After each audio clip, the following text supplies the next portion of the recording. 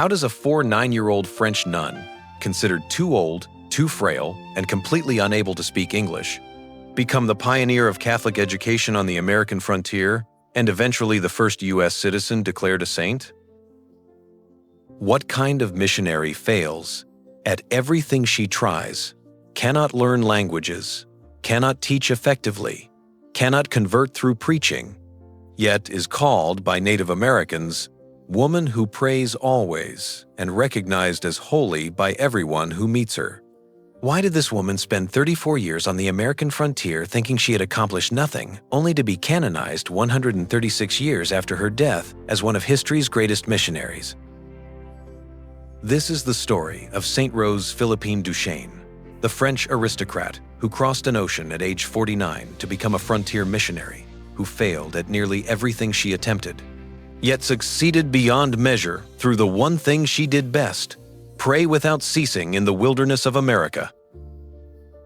What kind of resolve drives someone to cross oceans, endure hardship, and never turn back? If you feel drawn to these deeper, human stories of endurance and devotion, please like and subscribe for more, so we can continue bringing these long-buried histories into the light.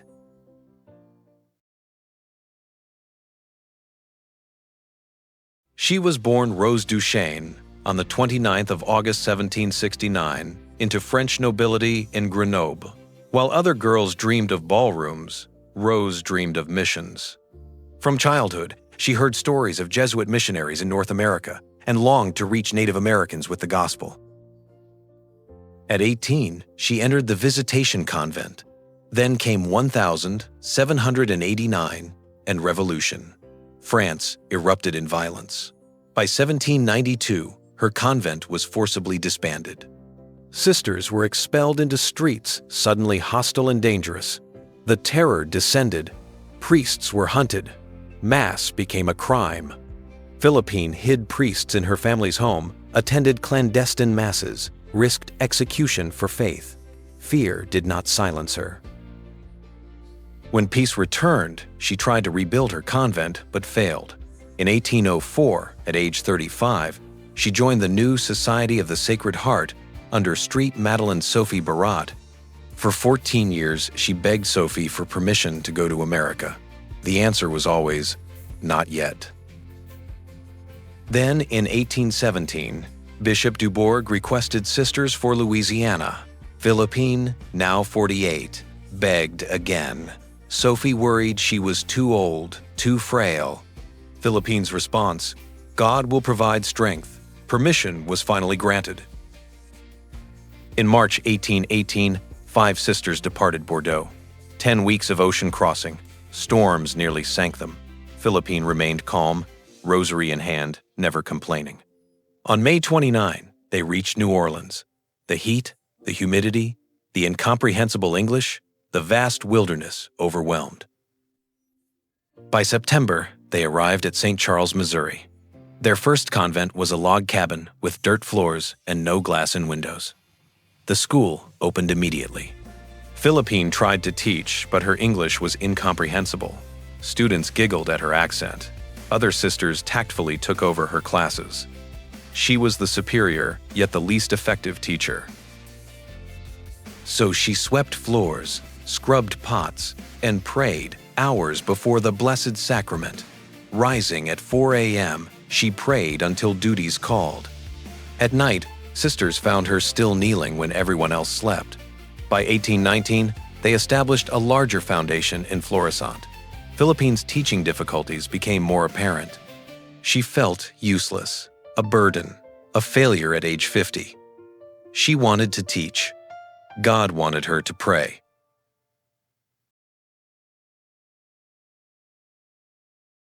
At age 48, she would go to America and live there for another 34 years.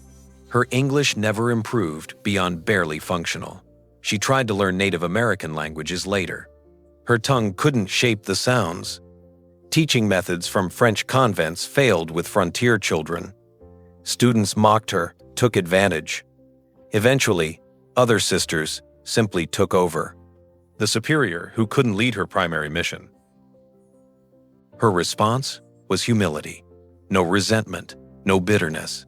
She accepted inadequacy and moved to manual labor. The hardest, dirtiest work, scrubbing floors, hauling water, chopping vegetables. She volunteered for it. But mostly, she prayed. 6 to 8 hours daily. Before dawn in chapel. After duties, back to chapel. At night, when others slept. Before the Blessed Sacrament, she became like stone. Utterly still, hours without movement. Eyes fixed on the tabernacle. Face transfigured. Students who mocked her teaching would glimpse her praying and fall silent. Something in that stillness commanded reverence. Frontier Catholics began coming just to see the holy nun. They would watch her motionless form and feel their cold hearts warm. Her letters to Mother Barat revealed profound mystical experiences, but also darkness, long spiritual dryness, feeling nothing, sensing nothing, receiving no consolation. Just naked faith, continuing to kneel when kneeling felt pointless. Sophie wrote back, "Your prayer is your mission." But Philippine couldn't believe it. The foundations multiplied despite her perceived uselessness. St. Charles, Florissant, and St. Louis, Grand Coteau. Schools educated hundreds. Philippine rarely taught in any of them. She administered poorly. But somehow, the foundations thrived. The other sisters gradually understood. She wasn't the foundation's weakness, she was its strength. Her prayer held everything together. Like roots of a tree, invisible underground, feeding branches and fruit above. She still considered herself a failure. "I am useless," she wrote repeatedly. "I accomplish nothing." The irony was complete. She thought she was failing. She was succeeding beyond imagination, just not in visible ways. Then came the Native Americans, her lifelong dream.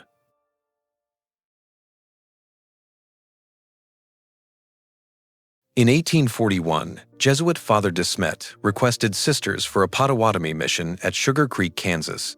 Philippine was 72, her body breaking from arthritis. Everyone assumed her active days had ended. They assumed wrong.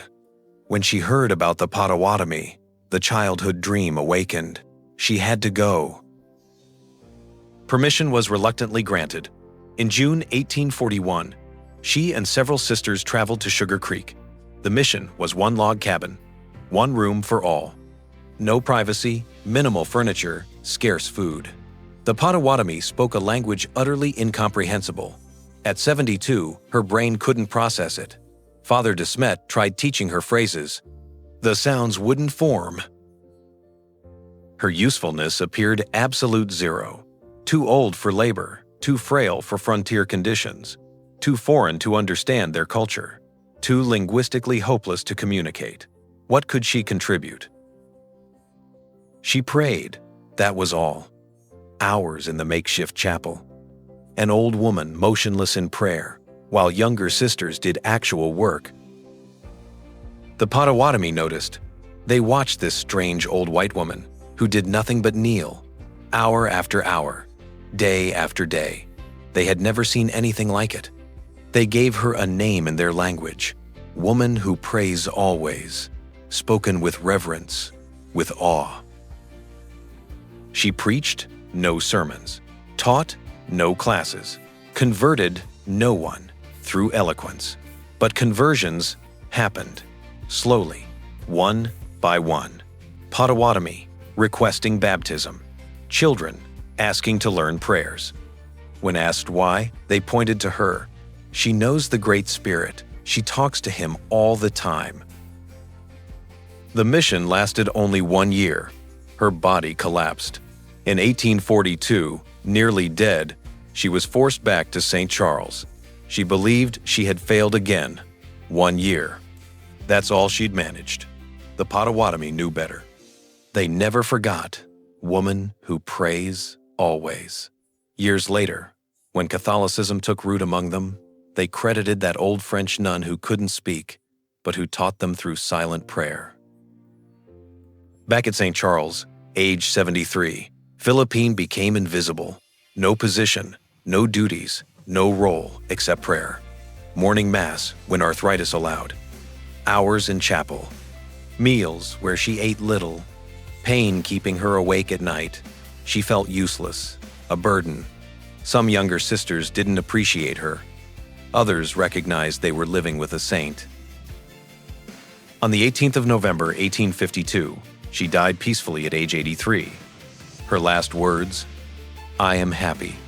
After 34 years in America, countless hours of prayer, and an unshakable conviction that she'd failed at everything, Rose Philippine Duchesne breathed her last. The funeral was simple. She was buried at St. Charles. She died thinking she had failed. History proved otherwise.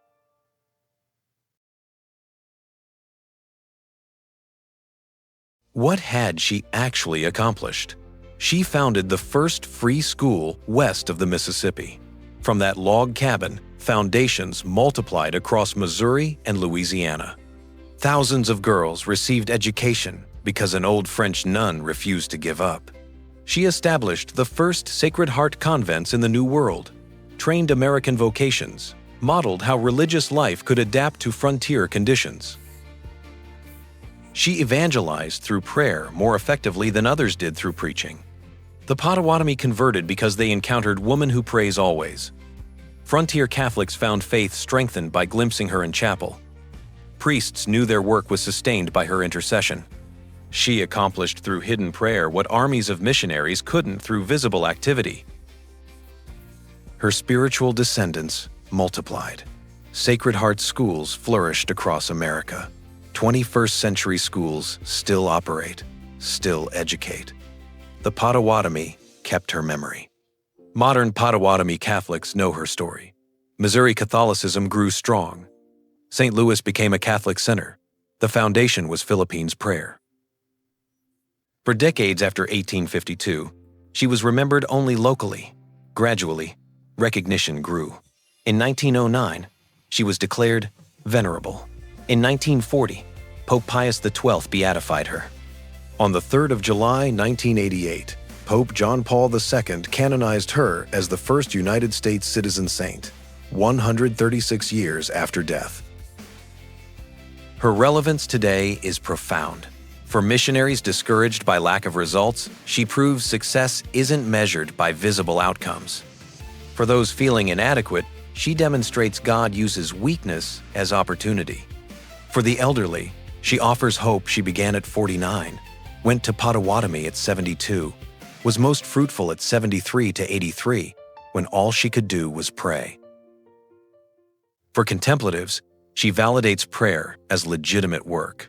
Modern culture values visible activity and measurable results.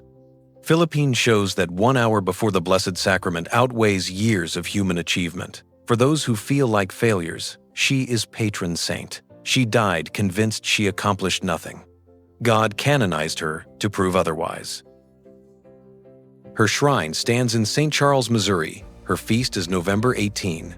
Her message for all ages, 1 hour of prayer before the Blessed Sacrament, is worth more than a lifetime of human activity.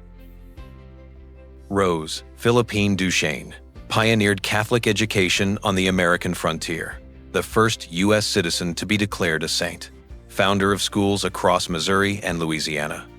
Missionary to the Potawatomi, woman who prays always, patron of those experiencing failure and disappointing results. For discouraged missionaries, results aren't your responsibility. Faithfulness is. For those feeling too old, God can use you at any age. For failures, God's success looks different than the world's. For the inadequate, your weakness is God's opportunity. For activists, prayer accomplishes what programs cannot. For hidden lives, obscurity doesn't mean insignificance.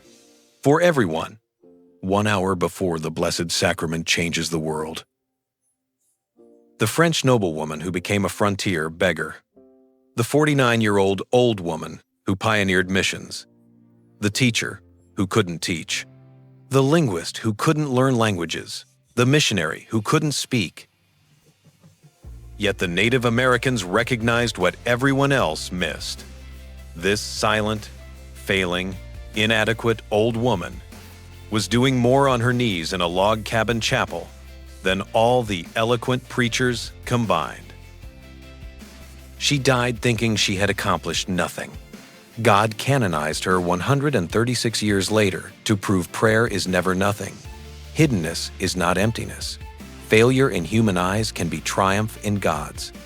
Saint Rose Philippine Duchesne, the woman who prayed in the wilderness, and the wilderness blossomed.